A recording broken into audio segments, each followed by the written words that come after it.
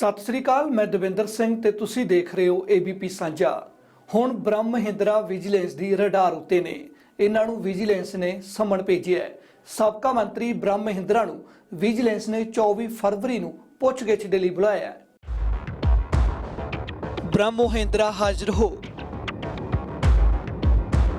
ਕਾਂਗਰਸ ਦੇ ਸਾਬਕਾ ਮੰਤਰੀ ਨੂੰ ਬੁਲਾਵਾ ਪੰਜਾਬ ਵਿਜੀਲੈਂਸ ਬਿਊਰੋ ਨੇ ਭੇਜਿਆ ਹੈ। ਆਮਦਨ ਤੋਂ ਵੱਧ ਜਾਇਦਾਦ ਦੇ ਮਾਮਲੇ ਵਿੱਚ ਪੁੱਛਗਿੱਛ ਕਰਨ ਲਈ ਵਿਜੀਲੈਂਸ ਨੇ ਸਾਬਕਾ ਮੰਤਰੀ ਬ੍ਰਹਮ ਮਹਿੰਦਰਾ ਨੂੰ 24 ਫਰਵਰੀ ਲਈ ਸਮਨ ਭੇਜਿਆ ਹੈ। ਸੀਨੀਅਰ ਕਾਂਗਰਸ ਲੀਡਰ ਅਤੇ ਫਾਰਮਰ ਮਿਨਿਸਟਰ ਬ੍ਰਹਮ ਮਹਿੰਦਰਾ ਵੀ ਹੁਣ ਵਿਜੀਲੈਂਸ ਬਿਊਰੋ ਦੀ ਰਡਾਰ ਤੇ ਨੇ, ਕਿਉਂਕਿ ਵਿਜੀਲੈਂਸ ਬਿਊਰੋ ਉਹਨਾਂ ਦੀ ਪ੍ਰਾਪਰਟੀਜ਼ ਦੀ ਜਾਂਚ ਕਰ ਰਿਹਾ ਹੈ ਇਹ ਪਤਾ ਲਗਾਉਣ ਵਾਸਤੇ ਕਿ ਉਹਨਾਂ ਕੋਲ ਆਏ ਤੋਂ ਅਧਿਕ ਸੰਪत्ति ਹੈ ਕਿ ਨਹੀਂ। ਤੇ ਇਸ ਲਈ ਬ੍ਰਹਮ ਮਹਿੰਦਰਾ ਨੂੰ 24 ਫਰਵਰੀ ਨੂੰ ਵਿਜੀਲੈਂਸ ਬਿਊਰੋ ਨੇ ਸਮਨ ਕੀਤਾ ਹੈ ਤੇ ਉਸ ਦਿਨ ਬ੍ਰਹਮ ਮਹਿੰਦਰਾ ਨੂੰ ਵਿਜੀਲੈਂਸ ਬਿਊਰੋ ਹੈੱਡਕੁਆਟਰ ਮੋਹਾਲੀ ਵਿਖੇ ਪੇਸ਼ ਹੋਣ ਲਈ ਕਿਹਾ ਗਿਆ ਹੈ। ਬ੍ਰਹਮ ਮਹਿੰਦਰਾ ਜੋ ਸੀਨੀਅਰ ਕਾਂਗਰਸ ਲੀਡਰ ਨੇ, ਉਹਨਾਂ ਦੇ ਖਿਲਾਫ ਡਿਸਪ੍ਰੋਪੋਰਸ਼ਨੇਟ ਅਸੈਟਸ ਦੀ ਜਾਂਚ ਵਿਜੀਲੈਂਸ ਬਿਊਰੋ ਅੱਗੇ बढ़ा ਰਿਹਾ ਹੈ। ਸੁਭਾਵਕ ਹੈ ਹੁਣ ਬ੍ਰਹਮ ਮਹਿੰਦਰਾ ਦੀ तमाम ਜਾਇਦਾਦ ਦੇ ਸੋਰਸ ਦਾ ਪਤਾ ਲਾਇਆ ਜਾਵੇਗਾ। ਪਤਾ ਚੱਲੇਗਾ ਬ੍ਰਹਮ ਮਹਿੰਦਰਾ ਕੋਲ ਅਸਲ ਵਿੱਚ ਕਿੰਨੀ ਪ੍ਰਾਪਰਟੀ ਹੈ ਅਤੇ ਇਸ ਇਨਕਮ ਦਾ ਵਸੀਲਾ ਕੀ ਹੈ। ਵਿਜੀਲੈਂਸ ਆਪਣੀ ਜਾਂਚ ਵਿੱਚ ਪਤਾ ਕਰੇਗੀ ਕਿ ਕੀ तमाम ਜਾਇਦਾਦ ਆਮਦਨ ਦੇ ਹਿਸਾਬ ਨਾਲ ਹੈ ਜਾਂ ਨਹੀਂ। ਬ੍ਰਹਮ ਮਹਿੰਦਰਾ ਖਿਲਾਫ ਆਏ ਤੋਂ ਅਧਿਕ ਸੰਪत्ति ਦੀ ਜਾਂਚ ਵਿਜੀਲੈਂਸ ਬਿਊਰੋ ਅੱਗੇ बढ़ा ਰਿਹਾ ਹੈ ਤੇ ਹੁਣ ਜਦੋਂ ਬ੍ਰਹਮ ਮਹਿੰਦਰਾ ਨੂੰ ਵਿਜੀਲੈਂਸ ਬਿਊਰੋ ਨੇ ਸਮਨ ਕੀਤਾ ਹੈ ਤੇ ਬ੍ਰਹਮ ਮਹਿੰਦਰਾ ਦੀ तमाम ਪ੍ਰਾਪਰਟੀ ਦੀ ਮੈਪਿੰਗ ਕੀਤੀ ਜਾਏਗੀ ਪਤਾ ਲਗਾਉਣ ਵਾਸਤੇ ਕਿ ਬ੍ਰਹਮ ਮਹਿੰਦਰਾ ਦੀ ਜੋ ਪ੍ਰਾਪਰਟੀ ਹੈ ਉਹ ਕੀ ਨੋਨ ਸੋਰਸਿਸ ਆਫ ਇਨਕਮ ਉਹਨਾਂ ਦੇ ਜੋ ਨੇ ਉਹਨਾਂ ਦੇ ਨਾਲ ਮੈਚ ਕਰਦੀ ਹੈ ਜਾਂ ਨਹੀਂ। ਜੋ ਪ੍ਰਾਪਰਟੀ ਬ੍ਰਹਮ ਮਹਿੰਦਰਾ ਦੀ ਹੈ ਉਸ ਦੀ ਵੈਲਿਊਏਸ਼ਨ ਵੀ ਕਰਾਈ ਜਾਏਗੀ ਇਹ ਪਤਾ ਲਗਾਉਣ ਵਾਸਤੇ ਕਿ ਜਦੋਂ ਇਹ ਪ੍ਰਾਪਰਟੀ ਬਣਾਈ ਗਈ ਉਸ ਵਕਤ ਇਸ ਦੀ ਕੀ ਵੈਲਿਊ ਰਹੀ ਹੋਏਗੀ। ਤੇ ਹੁਣ ਵਿਜੀਲੈਂਸ ਬਿਊਰੋ ਬ੍ਰਹਮ ਮਹਿੰਦਰਾ ਤੋਂ ਵੀ ਉਹਨਾਂ ਦੀ ਪ੍ਰਾਪਰਟੀ ਦੀ तमाम ਡਿਟੇਲ ਮੰਗੇਗਾ ਪਤਾ ਲਗਾਉਣ ਵਾਸਤੇ ਕਿ ਬ੍ਰਹਮ ਮਹਿੰਦਰਾ ਦੀ ਜੋ ਜਾਇਦਾਦ ਹੈ ਪ੍ਰਾਪਰਟੀ ਹੈ ਉਹ ਕੀ ਅਸਲ ਦੇ ਵਿੱਚ ਉਹਨਾਂ ਦੇ ਸੋਰਸਿਸ ਆਫ ਇਨਕਮ ਦੇ ਨਾਲ ਮੈਚ ਕਰਦੀ ਹੈ ਜਾਂ ਨਹੀਂ। ਇਸ ਵਿਚਾਲੇ ਕਾਂਗਰਸ ਲੀਡਰ ਅਤੇ ਸਾਬਕਾ ਮੰਤਰੀ ਗੁਰਕੀਰਤ ਕੋਟਲੀ ਨੇ ਇਲਜ਼ਾਮ ਲਾਇਆ ਕਿ ਮਾਨ ਸਰਕਾਰ ਧੱਕੇਸ਼ਾਹੀ ਕਰ ਰਹੀ ਹੈ। ਕਿਹਾ ਕਿ ਇਮਾਨਦਾਰ ਅਤੇ ਸੀਨੀਅਰ ਲੀਡਰਾਂ ਨੂੰ ਸਰਕਾਰ ਜਾਣਬੁੱਝ ਕੇ ਟਾਰਗੇਟ ਕਰ ਰਹੀ ਹੈ। ਇੱਥੇ ਰਾਏ ਅਕਾਲੀ ਦਲ ਨੇ ਵੀ ਰੱਖੀ ਹੈ। ਦੇਖੋ, ਇਸ ਸਰਕਾਰ ਨੂੰ ਆਪਣੇ ਤੋਂ ਇਲਾਵਾ ਦੂਸਰੇ ਸਾਰੇ ਚੋਰ ਦਿਖਾਈ ਦੇ ਰਹੇ ਨੇ ਔਰ ਬ੍ਰਹਮ ਮਹਿੰਦਰਾ ਜੀ ਵਰਗੇ ਸੀਨੀਅਰ ਲੋਕ ਜਿਹੜੇ ਨੇ ਜਿਹੜੇ ਕਿ 80 ਸਾਲ ਤੋਂ ਉਹਨਾਂ ਦੀ ਤਕਰੀਬਨ ਵੱਧ ਉਮਰ ਹੈ ਤਾਂ ਇਹੋ ਜਿਹੇ ਜਿਹੜੇ ਵੱਡੇ ਲੀਡਰ ਨੇ ਜਿਹੜੇ ਅੱਜ ਅਗਰ ਉਹਨਾਂ ਨੂੰ ਇਸ ਤਰ੍ਹਾਂ ਜਲੀਲ ਕੀਤਾ ਜਾਏਗਾ, ਅਗਰ ਇਸ ਤਰ੍ਹਾਂ ਉਹਨਾਂ ਨੂੰ ਕਿਸੇ ਤਰੀਕੇ ਨਾਲ ਖਰਾਬ ਕਰਨ ਦੀ ਕੋਸ਼ਿਸ਼ ਕੀਤੀ ਜਾਊਗੀ ਬੜੀ ਮੰਦਭਾਗੀ ਗੱਲ ਹੈ। ਉਹਨਾਂ ਦਾ ਲੰਬਾ ਜੀਵਨ ਆ ਪਬਲਿਕ ਲਾਈਫ ਦੇ ਵਿੱਚ ਔਰ ਉਹਨਾਂ ਨੇ ਸਾਰੀ ਲਾਈਫ ਦੇ ਵਿੱਚ ਬੜੀ ਇਮਾਨਦਾਰੀ ਨਾਲ ਕੰਮ ਕੀਤਾ ਔਰ ਅੱਜ ਪਤਾ ਨਹੀਂ ਕਿਉਂ ਇਹ ਸਰਕਾਰ ਜਿਹੜੀ ਹੈ ਵੈਂਡੇਟਾ ਪੋਲਿਟਿਕਸ ਕਰ ਰਹੀ ਹੈ। ਬਦਲਾਵ ਦੇ ਉੱਤੇ ਬਦਲੇ ਦੀ ਥਾਂ ਬਦਲਾ ਜਿਹੜਾ ਵਾ ਉਹ ਲਿਆ ਜਾ ਰਿਹਾ ਤਾਂ ਉਹਦੇ ਤਹਿਤ ਹੀ ਇਹ ਜਿਹੜੀਆਂ ਰੋਜ਼ ਨਿੱਤ ਜਿਹੜੀਆਂ ਕਾਰਵਾਈਆਂ ਨੇ ਇਹ ਹੋ ਰਹੀਆਂ ਨੇ ਔਰ ਇਹ ਹੁਣ ਇੱਕ ਸਰਕਾਰ ਦਾ ਫੈਸ਼ਨ ਬਣ ਚੁੱਕਿਆ। ਮੈਂ ਕਹਿ ਸਕਦਾ ਕਿ ਹੁਣ ਤੱਕ ਜੋ ਵਿਜੀਲੈਂਸ ਦੀ ਕਾਰਵਾਈ ਹੈ ਨਾ ਉਹਦੇ ਜੋ ਪ੍ਰਾਪਤੀ ਕੁਛ ਪ੍ਰਾਪਤੀ ਨਹੀਂ ਗਈ, ਕਿਉਂਕਿ ਬ੍ਰਹਮ ਮਹਿੰਦਰਾ ਦੇ ਜੇ ਕਰਪਸ਼ਨ ਦੇ ਚਾਰਜਸ ਨਹੀਂ ਗਏ ਤਾਂ ਡਿਸਪ੍ਰੋਪੋਰਸ਼ਨੇਟ ਅਸੈਟ ਕਿੱਥੋਂ ਹੋ ਗਏ। ਪਹਿਲਾਂ ਤਾਂ ਕਰਪਸ਼ਨ ਕੀਤੀ ਹੋਊ ਨਾ, ਉਹਦਾ ਕੋਈ ਕੇਸ ਨਹੀਂ ਗਾ। ਡਿਸਪ੍ਰੋਪੋਰਸ਼ਨੇਟ ਅਸੈਟ ਹੈ ਉਹ ਕਿਵੇਂ ਹੁੰਦੇ ਆ, ਕਈ ਦਫਾ ਬੰਦਾ ਇਨਕਮ ਟੈਕਸ ਹੀ ਲੁਕੋ ਲੈਂਦਾ ਹੈਗਾ। ਜਿਹੜੇ ਵੀ ਕੰਮ ਕਰਨਾ ਪੱਕੇ ਪੈਰੀ ਕਰਨਾ ਚਾਹੀਦਾ ਜਿਹਦੇ 'ਚ ਪ੍ਰਾਪਤੀ ਹੋਵੇ, ਨਾ ਕਿ ਇਹ ਲੱਗੇ ਕਿ ਇਹ ਮੈਨੂੰ ਤਾਂ ਇਹਦੇ 'ਚੋਂ ਦੋ ਗੱਲਾਂ ਲੱਗਦੀਆਂ ਜੀ ਬੜੀਆਂ ਸਪਸ਼ਟ। ਜਾਂ ਇਹਨੂੰ ਵੈਂਡੇਟਾ ਕਹਿ ਸਕਦੇ ਹੋ ਜਾਂ ਇਹ ਕਹਿ ਸਕਦੇ ਹੋ ਕਿ ਕਾਂਗਰਸ ਤੇ ਆਮ ਆਦਮੀ ਪਾਰਟੀ ਦੀ ਕੰਦਰ ਖਾਤੇ ਸਾਜ਼ਿਸ਼ ਹੈ। ਤੁਸੀਂ ਸਾਡੇ ਬੰਦਿਆਂ ਤੇ ਜਿਨ੍ਹਾਂ ਦੇ ਦਾਗੀ ਹੋਣ ਦਾ ਰੌਲਾ ਪੈ ਰਿਹਾ ਉਹਨਾਂ ਤੇ ਕੇਸ ਕਰੋ, ਮੁੜ ਕੇ ਉਹ ਬਰੀ ਹੋਣ ਤਾਂ ਕਿ ਅਸੀਂ ਚੋਣਾਂ 'ਚ ਜਾ ਕੇ ਕਹਿ ਸਕੀਏ ਕਿ ਲਓ ਜੀ ਉਹਨਾਂ ਨੇ ਕੇਸ ਕੀਤੇ ਸੀ ਅਸੀਂ ਬਰੀ ਹੋ ਗਏ, ਅਸੀਂ ਸਾਫ਼ ਹਾਂ, ਸਾਡੇ ਇਲਜ਼ਾਮ ਝੂਠੇ ਨਿਕਲੇ ਜੀ। ਹਾਂਜੀ ਹਾਂ, ਇਹ ਸਾਡੇ ਨੇ ਜਿਹੜਾ ਗੱਲ ਵੀ ਹੈ ਜਿਹੜਾ ਵੀ ਕੰਮ ਕਰਨਾ ਹੈਗਾ ਉਹਨੂੰ ਪੱਕੇ ਪੈਰੀ ਕੀਤਾ ਜਾਵੇ। ਇਸ ਸਭ ਵਿੱਚ ਮੁੱਖ ਮੰਤਰੀ ਭਗਵੰਤ ਮਾਨ ਕਈ ਵਾਰ ਦੁਹਰਾ ਚੁੱਕੇ ਨੇ ਕਿ ਭ੍ਰਿਸ਼ਟਾਚਾਰ ਤੇ ਕੋਈ ਸਮਝੌਤਾ ਨਹੀਂ। ਸੀਐਮ ਮਾਨ ਭਰੋਸਾ ਦਿੰਦੇ ਨੇ ਕਿ ਬਿਨਾਂ ਕਿਸੇ ਪੱਖਪਾਤ ਦੇ ਹਰ ਭ੍ਰਿਸ਼ਟਾਚਾਰੀ ਖਿਲਾਫ ਕਾਰਵਾਈ ਹੋਵੇਗੀ। ਭ੍ਰਿਸ਼ਟ ਵਿਅਕਤੀ ਚਾਹੇ ਕਿਸੇ ਵੀ ਪਾਰਟੀ ਨਾਲ ਸੰਬੰਧਿਤ ਹੋਵੇ, ਕਾਨੂੰਨ ਆਪਣਾ ਕੰਮ ਕਰੇਗਾ। ਮੈਂ ਤੁਹਾਨੂੰ ਦੱਸਿਆ ਜਾਏਗਾ, ਭਾਵੇਂ ਰੇਤੇ ਰਾਹੀਂ, ਭਾਵੇਂ ਬੱਸਾਂ ਰਾਹੀਂ, ਭਾਵੇਂ ਗ੍ਰਾਂਟਾਂ ਰਾਹੀਂ, ਜਿਹੜਾ ਮਰਜ਼ੀ ਹੋਵੇ, ਜਿਹੜੀ ਮਰਜ਼ੀ ਪਾਰਟੀ ਦਾ ਹੋਵੇ, ਕਾਨੂੰਨ ਹਰੇਕ ਵਾਸਤੇ ਇੱਕ ਹੈ, ਕਾਰਵਾਈ ਹੋਊਗੀ। ਸਾਡੇ ਵੱਲੋਂ ਕੋਈ ਪੱਖਪਾਤ ਨਹੀਂ ਕੀਤਾ ਜਾਊਗਾ। ਨਹੀਂ ਤਾਂ ਫਿਰ ਜੇ ਅਸੀਂ ਪੱਖਪਾਤ ਕਰਨ ਲੱਗੇ ਸਾਡੇ 'ਚ ਤੇ ਉਹਨਾਂ 'ਚ ਕੀ ਫਰਕ ਰਹਿ ਗਿਆ? ਜੋ 3.5 ਕਰੋੜ ਲੋਕਾਂ ਨੇ ਸਾਡੇ ਤੇ ਵਿਸ਼ਵਾਸ ਕੀਤਾ, ਯਕੀਨ ਕੀਤਾ, ਉਹ ਅਸੀਂ ਕਾਇਮ ਰੱਖਣੇ। ਸਾਰੀ ਟੀਮ ਸਾਡੀ ਜਿਹੜੀ ਹੈ ਉਹ ਕਾਇਮ ਰੱਖਾਂਗੇ। ਵਿੱਚੋਂ ਜੇ ਕੋਈ ਇੱਕ ਅੱਧਾ ਜਿਹੜਾ ਕੋਈ ਇਸ ਤਰ੍ਹਾਂ ਦੇ ਫੜਿਆ ਜਾਊਗਾ, ਭਾਵੇਂ ਸਾਡਾ ਭਾਵੇਂ ਉਹਨਾਂ ਦਾ, ਤਾਂ ਅਸੀਂ ਉਹ 'ਚ ਕੋਈ ਪੱਖਪਾਤ ਨਹੀਂ ਕਰਾਂਗੇ। ਸਾਰੇ ਜਿਹੜੇ ਕਰਪਟ ਨੇ, ਜਿਨ੍ਹਾਂ ਨੇ ਪੈਸਾ ਖਾਧਾ, ਮੈਂ ਉਹਨਾਂ ਨੂੰ ਪਿਆਰ ਨਾਲ ਕਹਿਣਾ ਚਾਹੁੰਦਾ, ਸਬਰ ਰੱਖੋ, ਸਭ ਦੀ ਵਾਰੀ ਆਊਗੀ। ਮੁੱਖ ਮੰਤਰੀ ਭਗਵੰਤ ਮਾਨ ਦੇ ਤੇਵਰ ਦੱਸ ਰਹੇ ਨੇ ਕਿ ਮਾਨ ਸਰਕਾਰ ਕਿਸੇ ਨੂੰ ਬਖਸ਼ਣ ਵਾਲੀ ਨਹੀਂ, ਕਿਉਂਕਿ ਸਰਕਾਰ ਨੇ ਆਪਣੇ ਮੰਤਰੀ ਤੱਕ ਨਹੀਂ ਬਖਸ਼ੇ। ਭ੍ਰਿਸ਼ਟਾਚਾਰ ਦੇ ਇਲਜ਼ਾਮ ਬਾਅਦ ਸਰਕਾਰ ਡਾਕਟਰ ਵਿਜੇ ਸਿੰਗਲਾ ਅਤੇ ਫੌਜਾ ਸਿੰਘ ਸਰਾਰੀ ਨੂੰ ਕੈਬਨਿਟ ਵਿੱਚੋਂ ਬਾਹਰ ਦਾ ਰਸਤਾ ਵਿਖਾ ਚੁੱਕੀ ਹੈ। ਸਰਕਾਰ ਦੇ ਇਸ ਰੁਖ ਵਿਚਾਲੇ ਕਈ ਕਾਂਗਰਸ ਅਤੇ ਸ਼੍ਰੋਮਣੀ ਅਕਾਲੀ ਦਲ ਦੇ ਸਾਬਕਾ ਮੰਤਰੀਆਂ ਖਿਲਾਫ ਵਿਜੀਲੈਂਸ ਜਾਂਚ ਕਰ ਰਹੀ ਹੈ। ਕਈ ਤਾਂ ਜੇਲ੍ਹ ਦੀ ਹਵਾ ਖਾ ਰਹੇ ਨੇ। ਇਸ ਸਭ ਵਿੱਚ ਹੁਣ ਵਿਜੀਲੈਂਸ ਨੇ ਕਾਂਗਰਸ ਦੇ ਸਾਬਕਾ ਮੰਤਰੀ ਬ੍ਰਹਮ ਮਹਿੰਦਰਾ ਨੂੰ 24 ਫਰਵਰੀ ਨੂੰ ਪੁੱਛਗਿੱਛ ਲਈ ਬੁਲਾਇਆ ਹੈ। ਸੁਭਾਵਕ ਹੈ ਬ੍ਰਹਮ ਮਹਿੰਦਰਾ ਦੀਆਂ ਮੁਸ਼ਕਲਾਂ ਹੋਰ ਵੱਧ ਸਕਦੀਆਂ ਨੇ। ਫਿਲਹਾਲ ਹੁਣ ਸਮਾਂ ਇੱਕ ਬ੍ਰੇਕ ਦਾ, ਤੇ ਬ੍ਰੇਕ ਤੋਂ ਬਾਅਦ ਬ੍ਰਹਮ ਮਹਿੰਦਰਾ ਦੇ ਹੁਣ ਤੱਕ ਦੇ ਸਿਆਸੀ ਜੀਵਨ ਦੇ ਬਾਰੇ ਜਾਣਾਂਗੇ।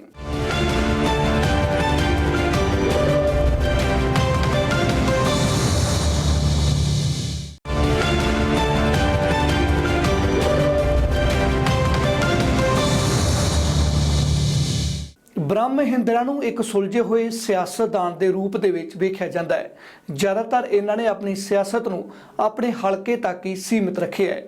ਇਸ ਵਾਰ ਇਹਨਾਂ ਖੁਦ ਚੋਣ ਨਾਲ ਲੜ ਕੇ ਆਪਣੇ ਬੇਟੇ ਨੂੰ ਚੋਣ ਮੈਦਾਨ ਦੇ ਵਿੱਚ ਉਤਾਰਿਆ ਸੀ, ਪਰ ਕਾਮਯਾਬੀ ਨਹੀਂ ਮਿਲੀ।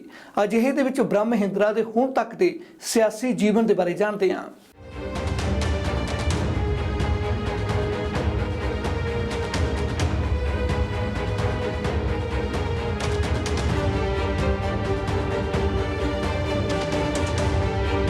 ਬ੍ਰਹਮ ਮਹਿੰਦਰਾ ਇੱਕ ਕਾਗ ਸਿਆਸਤਦਾਨ ਨੇ। ਇਹਨਾਂ ਦਾ ਲੰਬਾ ਚੌੜਾ ਸਿਆਸੀ ਤਜਰਬਾ ਹੈ। ਬ੍ਰਹਮ ਮਹਿੰਦਰਾ 80 ਦੇ ਦਹਾਕੇ ਤੋਂ ਰਾਜਨੀਤੀ ਵਿੱਚ ਸਰਗਰਮ ਨੇ। 28 ਅਪ੍ਰੈਲ 1946 ਨੂੰ ਲੁਧਿਆਣਾ ਜ਼ਿਲ੍ਹੇ ਦੇ ਦੁਰਾਹਾ ਵਿੱਚ ਪੈਦਾ ਹੋਏ ਬ੍ਰਹਮ ਮਹਿੰਦਰਾ ਨੇ ਪਟਿਆਲਾ ਵਿੱਚ ਪੜ੍ਹਾਈ ਕੀਤੀ। ਬ੍ਰਹਮ ਮਹਿੰਦਰਾ ਦਾ ਸਾਰਾ ਸਿਆਸੀ ਜੀਵਨ ਪਟਿਆਲਾ ਜ਼ਿਲ੍ਹੇ ਦੇ ਆਲੇ ਦੁਆਲੇ ਘੁੰਮਿਆ ਹੈ। 1980, 1985 ਤੋਂ 1992 ਚ ਪਟਿਆਲਾ ਟਾਊਨ ਤੋਂ ਵਿਧਾਇਕ ਰਹੇ। 1997 ਚ ਪਟਿਆਲਾ ਟਾਊਨ ਤੋਂ ਵਿਧਾਨ ਸਭਾ ਚੋਣ ਹਾਰੇ। 2002 ਚ ਸਮਾਣਾ ਤੋਂ ਵਿਧਾਨ ਸਭਾ ਚੋਣ ਹਾਰੇ। 2007 ਚ ਸਮਾਣਾ ਤੋਂ ਵਿਧਾਨ ਸਭਾ ਚੋਣ ਜਿੱਤੇ। 2012 ਅਤੇ 2017 ਚ ਪਟਿਆਲਾ ਰੂਰਲ ਤੋਂ ਵਿਧਾਨ ਸਭਾ ਚੋਣ ਜਿੱਤੇ। ਕੈਪਟਨ ਸਰਕਾਰ ਵਿੱਚ ਬ੍ਰਹਮ ਮਹਿੰਦਰਾ ਮੰਤਰੀ ਸਨ। ਕੈਪਟਨ ਸਰਕਾਰ ਦੌਰਾਨ ਬ੍ਰਹਮ ਮਹਿੰਦਰਾ ਨੇ ਸਿਹਤ ਤੇ ਪਰਿਵਾਰ ਭਲਾਈ ਵਿਭਾਗ ਸੰਭਾਲਿਆ। ਇਸ ਤੋਂ ਬਾਅਦ ਨਵਜੋਤ ਸਿੰਘ ਸਿੱਧੂ ਤੋਂ ਉਹਨਾਂ ਦਾ ਸ਼ਹਿਰੀ ਵਿਕਾਸ ਦਾ ਮਹਿਕਮਾ ਲੈ ਕੇ ਬ੍ਰਹਮ ਮਹਿੰਦਰਾ ਨੂੰ ਦੇ ਦਿੱਤਾ ਗਿਆ ਸੀ। ਇਸ ਤੋਂ ਇਲਾਵਾ ਬ੍ਰਹਮ ਮਹਿੰਦਰਾ ਚੰਨੀ ਸਰਕਾਰ ਵਿੱਚ ਵੀ ਮੰਤਰੀ ਰਹੇ। ਚੰਨੀ ਸਰਕਾਰ ਵਿੱਚ ਬ੍ਰਹਮ ਮਹਿੰਦਰਾ ਕੋਲ ਮੋਟੇ ਤੌਰ ਉੱਤੇ ਸਥਾਨਕ ਸਰਕਾਰ ਅਤੇ ਸੰਸਦੀ ਮਾਮਲੇ ਦੇ ਮੰਤਰਾਲੇ ਸਨ। ਹਾਲਾਤ ਵੇਖੋ, ਕੈਪਟਨ ਰਾਜ ਵਿੱਚ ਬ੍ਰਹਮ ਮਹਿੰਦਰਾ ਇੱਟ ਦੀ ਤਰ੍ਹਾਂ ਕੈਪਟਨ ਨਾਲ ਖੜੇ ਰਹੇ। ਨਵਜੋਤ ਸਿੱਧੂ ਦੇ ਸਿਆਸੀ ਹਮਲਿਆਂ ਨੂੰ ਨਾਕਾਮ ਕਰਨ ਲਈ ਕੈਪਟਨ ਨੇ ਬ੍ਰਹਮ ਮਹਿੰਦਰਾ ਨੂੰ ਢਾਲ ਵਜੋਂ ਇਸਤੇਮਾਲ ਕੀਤਾ। ਕਾਂਗਰਸ ਛੱਡਣ ਬਾਅਦ ਕੈਪਟਨ ਅਤੇ ਉਹਨਾਂ ਦੀ ਸਾਂਸਦ ਪਤਨੀ ਪ੍ਰਨੀਤ ਕੌਰ ਉਸ ਮੇਅਰ ਸੰਜੀਵ ਸ਼ਰਮਾ ਬਿੱਟੂ ਦੇ ਹੱਕ ਵਿੱਚ ਕੰਧ ਬਣ ਕੇ ਖੜੇ ਹੋ ਗਏ ਸਨ, ਜਿਹੜਾ ਬ੍ਰਹਮ ਮਹਿੰਦਰਾ ਦੇ ਖਿਲਾਫ ਪਟਿਆਲਾ ਰੂਰਲ ਤੋਂ ਚੋਣ ਲੜਨਾ ਚਾਹੁੰਦਾ ਸੀ। ਹਾਲਾਂਕਿ ਬ੍ਰਹਮ ਮਹਿੰਦਰਾ ਨੇ 2022 ਦੀ ਵਿਧਾਨ ਸਭਾ ਚੋਣ ਨਹੀਂ ਲੜੀ। ਬ੍ਰਹਮ ਮਹਿੰਦਰਾ ਦੀ ਥਾਂ ਪਟਿਆਲਾ ਰੂਰਲ ਤੋਂ ਉਹਨਾਂ ਦੇ ਬੇਟੇ ਮੋਹਿਤ ਮਹਿੰਦਰਾ ਚੋਣ ਲੜੇ, ਪਰ ਹਾਰ ਗਏ ਸਨ। ਸੰਜੀਵ ਸ਼ਰਮਾ ਬਿੱਟੂ ਨੇ ਕੈਪਟਨ ਦੀ ਪਾਰਟੀ ਪੰਜਾਬ ਲੋਕ ਕਾਂਗਰਸ ਵੱਲੋਂ ਚੋਣ ਲੜੀ ਸੀ, ਪਰ ਉਹ ਵੀ ਹਾਰ ਗਏ ਸਨ। ਇਹ ਚੋਣ ਆਮ ਆਦਮੀ ਪਾਰਟੀ ਵੱਲੋਂ ਡਾਕਟਰ ਬਲਬੀਰ ਸਿੰਘ ਨੇ ਵੱਡੇ ਫਰਕ ਨਾਲ ਜਿੱਤੀ ਸੀ। ਸਿਆਸਤ ਵੀ ਅਜੀਬ ਚੀਜ਼ ਹੈ। ਕੈਪਟਨ ਕਾਂਗਰਸ ਦੀ ਟਿਕਟ ਉੱਤੇ ਪਟਿਆਲਾ ਸ਼ਹਿਰੀ ਸੀਟ ਤੋਂ ਚੋਣ ਲੜਦੇ ਰਹੇ ਅਤੇ ਬ੍ਰਹਮ ਮਹਿੰਦਰਾ ਪਟਿਆਲਾ ਰੂਰਲ ਤੋਂ।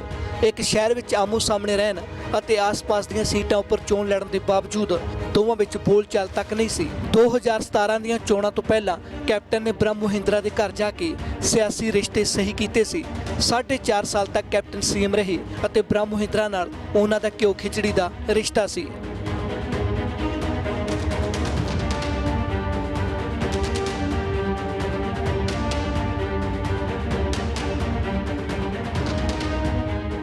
ਹੁਣ ਇੱਕ ਹੋਰ ਬ੍ਰੇਕ ਲਈ ਰੁਕਦੇ ਹਾਂ ਤੇ ਬ੍ਰੇਕ ਤੋਂ ਬਾਅਦ ਕੁਝ ਹੋਰ ਸਿਆਸਤਦਾਨਾਂ ਦੀ ਗੱਲ ਕਰਾਂਗੇ ਜਿਹੜੇ ਵਿਜੀਲੈਂਸ ਦੀ ਕਾਰਵਾਈ ਦਾ ਸਾਹਮਣਾ ਕਰ ਰਹੇ ਨੇ।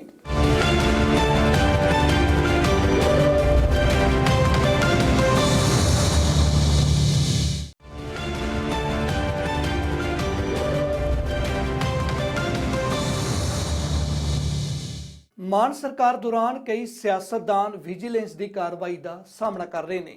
ਇਹਨਾਂ ਦੇ ਵਿੱਚ ਕਾਂਗਰਸ ਅਤੇ ਸ਼੍ਰੋਮਣੀ ਅਕਾਲੀ ਦਲ ਦੇ ਸਾਬਕਾ ਮੰਤਰੀ ਸ਼ਾਮਲ ਨੇ। ਇੱਥੇ ਇੱਕ ਕਰਕੇ तमाम ਲੀਡਰਾਂ ਦੇ ਬਾਰੇ ਜਾਣਦੇ ਹਾਂ। ਕਈ ਜੇਲ੍ਹ ਦੀ ਹਵਾ ਖਾ ਚੁੱਕੇ ਨੇ ਤੇ ਕਈ ਖਾ ਰਹੇ ਨੇ।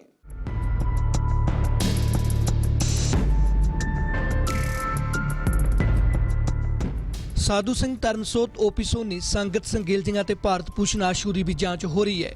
ਸਾਬਕਾ ਕਾਂਗਰਸੀ ਮੰਤਰੀ ਅਤੇ ਬੀਜੇਪੀ ਲੀਡਰ ਸੁੰਦਰ ਸ਼ਾਮ ਅਰੋੜਾ ਜੇਲ੍ਹ ਦੀ ਹਵਾ ਖਾ ਰਹੇ ਨੇ।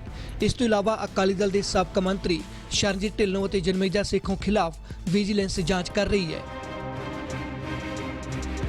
ਸਭ ਤੋਂ ਪਹਿਲਾਂ ਗੱਲ ਸਾਬਕਾ ਮੰਤਰੀ ਸਾਧੂ ਸਿੰਘ ਧਰਮਸੋਤ ਦੀ ਕਰਦੇ ਹਾਂ, ਜੋ ਆਮਦਨ ਤੋਂ ਵੱਧ ਜਾਇਦਾਦ ਮਾਮਲੇ 'ਚ ਜੇਲ੍ਹ ਵਿੱਚ ਬੰਦ ਨੇ।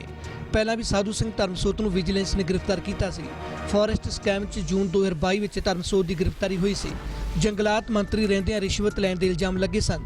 ਇਸ ਸਭ 'ਚ ਪੋਸਟ ਮੈਟ੍ਰਿਕ ਸਕਾਲਰਸ਼ਿਪ ਘੁਟਾਲੇ ਦੇ ਵੀ ਧਰਮਸੋਤ ਤੇ ਇਲਜ਼ਾਮ ਨੇ। ਸਾਬਕਾ ਉਪ ਮੁੱਖ ਮੰਤਰੀ ਓਪੀ ਸੋਨੀ ਤੋਂ ਵਿਜੀਲੈਂਸ ਕਈ ਵਾਰ ਪੁੱਛਗਿੱਛ ਕਰ ਚੁੱਕੀ ਹੈ। ਓਪੀ ਸੋਨੀ ਉੱਤੇ ਆਮਦਨ ਤੋਂ ਵੱਧ ਜਾਇਦਾਦ ਦੇ ਇਲਜ਼ਾਮ ਨੇ। ਓਪੀ ਸੋਨੀ ਦੀਆਂ ਜਾਇਦਾਦਾਂ ਦੀ ਵੀ ਵਿਜੀਲੈਂਸ ਪੈਮਾਇਸ਼ ਕਰ ਚੁੱਕੀ ਹੈ।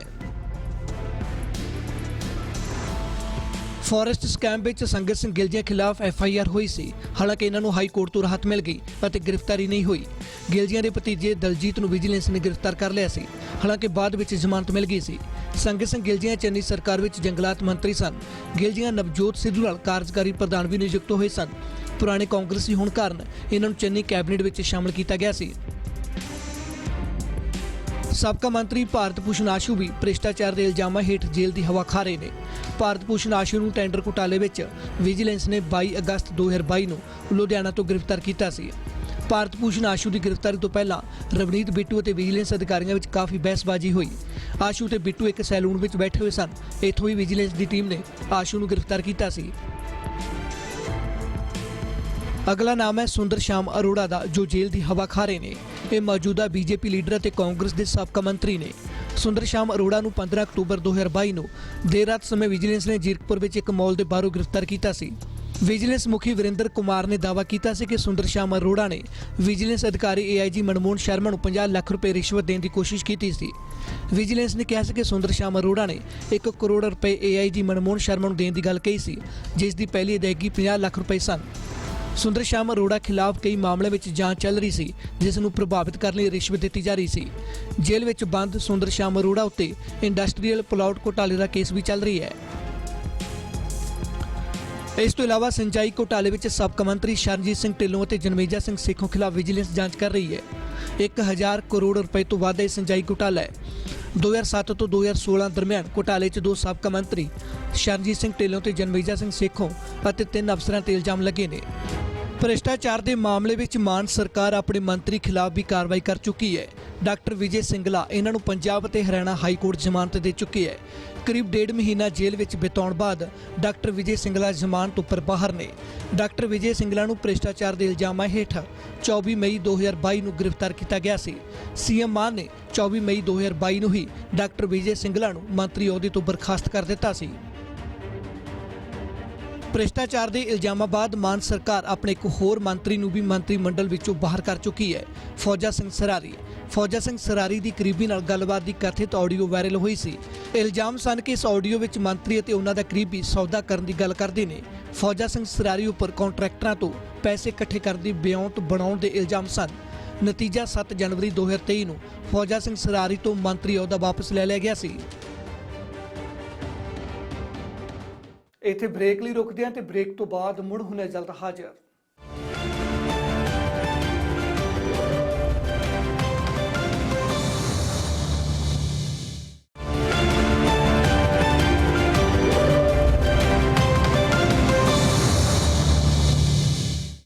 ਫਰਵਰੀ ਨੂੰ ਵਿਜੀਲੈਂਸ ਨੇ ਹੁਸ਼ਿਆਰਪੁਰ ਦੇ ਵਿੱਚ ਸੁੰਦਰ ਸ਼ਾਮ ਅਰੋੜਾ ਦੀ ਜਾਇਦਾਦ ਦੀ ਪੈਮਾਇਸ਼ ਕੀਤੀ ਸੀ। ਸਾਬਕਾ ਮੰਤਰੀ ਰਿਸ਼ਵਤ ਦੇਣ ਦੇ ਇਲਜ਼ਾਮਾਂ ਹੇਠ ਪਹਿਲਾਂ ਹੀ ਜੇਲ੍ਹ ਦੇ ਵਿੱਚ ਬੰਦ ਨੇ। ਪਿਛਲੇ ਮਹੀਨੇ ਸੁੰਦਰ ਸ਼ਾਮ ਅਰੋੜਾ ਤੇ ਇੰਡਸਟਰੀਅਲ ਪਲਾਟ ਘੁਟਾਲੇ ਦਾ ਕੇਸ ਵੀ ਦਰਜ ਹੋਇਆ ਸੀ। ਇਸ ਰਿਪੋਰਟ ਦੇ ਵਿੱਚ ਜਾਣਦੇ ਹਾਂ ਸੁੰਦਰ ਸ਼ਾਮ ਅਰੋੜਾ ਦਾ ਹੁਣ ਤੱਕ ਕਿਹੜੇ-ਕਿਹੜੇ ਮਾਮਲਿਆਂ ਦੇ ਵਿੱਚ ਨਾਮ ਆ ਚੁੱਕਿਆ ਹੈ।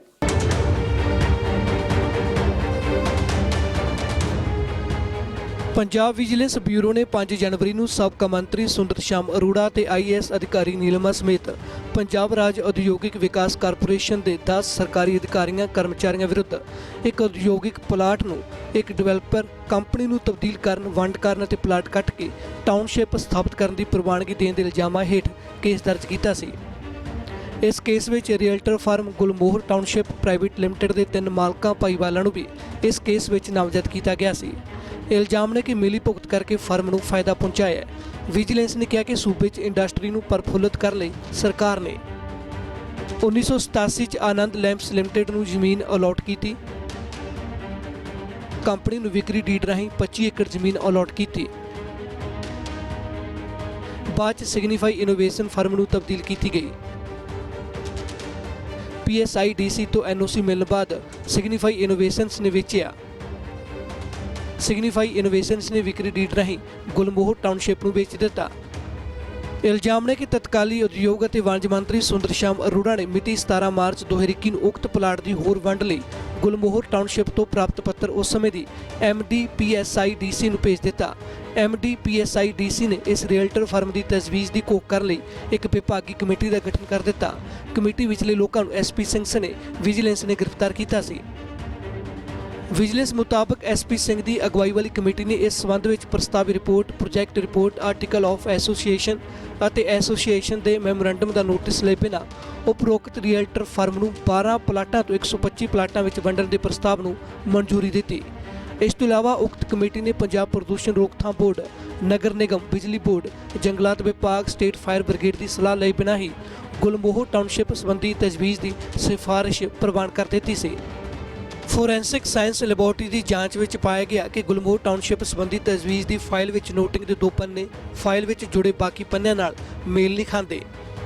ਜਾਂਚ 'ਚ ਦੇਖਿਆ ਗਿਆ ਕਿ ਉਕਤ ਕਮੇਟੀ ਮੈਂਬਰਾਂ ਨੇ ਜਾਲੀ ਦਸਤਾਵੇਜ਼ ਨੱਥੀ ਕੀਤੇ, ਪ੍ਰਸਤਾਵ ਦੀ ਚੰਗੀ ਤਰ੍ਹਾਂ ਪੜਤਾਲ ਨਹੀਂ ਕੀਤੀ। ਸਾਲ 1987 ਦੀ ਡੀਡ ਅਨੁਸਾਰ ਇਹ ਪਲਾਟ ਸਿਰਫ ਉਦਯੋਗਿਕ ਉਦੇਸ਼ਾਂ ਲਈ ਹੀ ਵਰਤਿਆ ਜਾਣਾ ਸੀ, ਜਦਕਿ ਉਕਤ ਗੁਲਮੋਹਰ ਟਾਊਨਸ਼ਿਪ ਦਾ ਅਜਿਹਾ ਕੋਈ ਪਿਛੋਕੜ ਨਹੀਂ ਹੈ। 1987 ਤੋਂ ਪਲਾਟਾਂ ਦੀ ਫੀਸ 20 ਰੁਪਏ ਪ੍ਰਤੀ ਗਜ਼ ਸੀ। 3 ਰੁਪਏ ਪ੍ਰਤੀ ਸਾਲ ਦੇ ਹਿਸਾਬ ਨਾਲ ਵਸੂਲੀ ਜਾਣੀ ਸੀ। 1,21,000 ਵਰਗ ਗਜ਼ ਕੁੱਲ ਜ਼ਮੀਨ ਸੀ, ਜਿਸ ਲਈ ਕੀਮਤ 1,51,25,000 ਰੁਪਏ ਬਣਦੀ ਸੀ। ਫਰਮ ਨੇ ਪਹਿਲਾਂ ਹੀ ਦਰਖਾਸਤ ਨਾਲ 27,83,000 ਰੁਪਏ ਦਿੱਤੇ। PSIDC ਵੱਲੋਂ ਅਜਿਹੀ ਕੋਈ ਵੀ ਮੰਗ ਨਹੀਂ ਕੀਤੀ ਗਈ ਸੀ।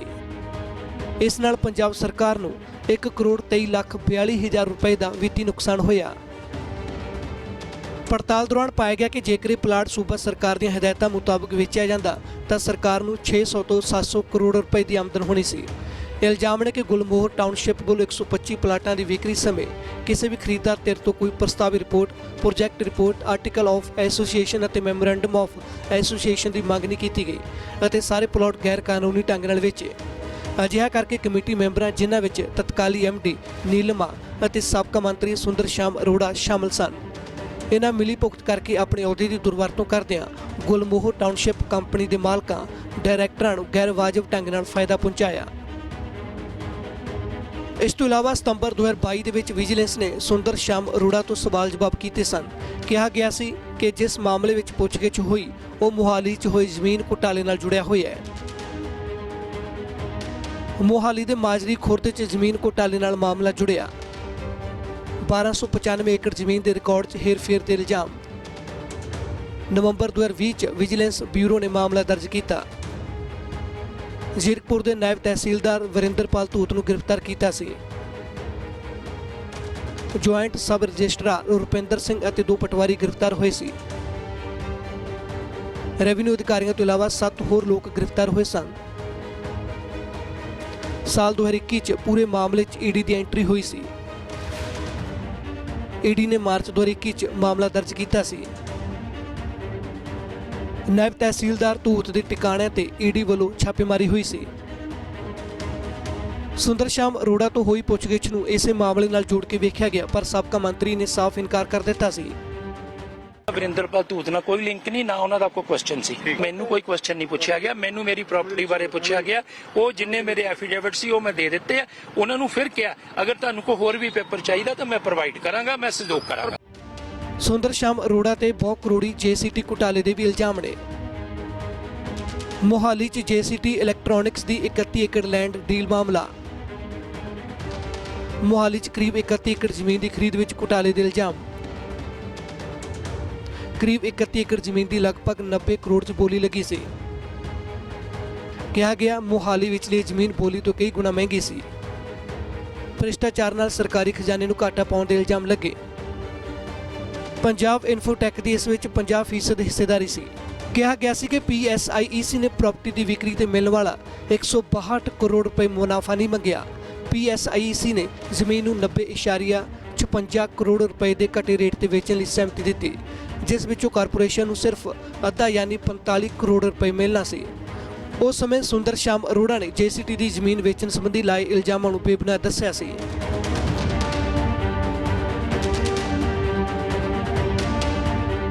ਫਿਲਹਾਲ ਦੇ ਲਈ ਇਹਨਾਂ ਹੀ ਦੇਸ਼ ਦੁਨੀਆ ਦੀਆਂ तमाम ਖਬਰਾਂ ਵੇਖਣ ਲਈ ਤੁਸੀਂ ਵੇਖਦੇ ਰਹੋ ABP ਸਾਂਝਾ।